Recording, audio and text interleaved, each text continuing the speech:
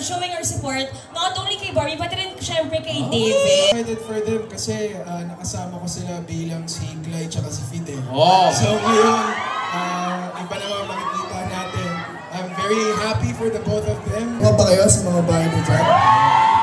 Kaya tsaka ako na mag-enjoy kayo kasi napanood ko na ito sa Japan. Talagang kikiligin kayo dito, panigurado. Namin yung reviews, iba talaga yung chemistry nila on screen. So tonight we're expecting talaga na kikiligin kami ni Jen.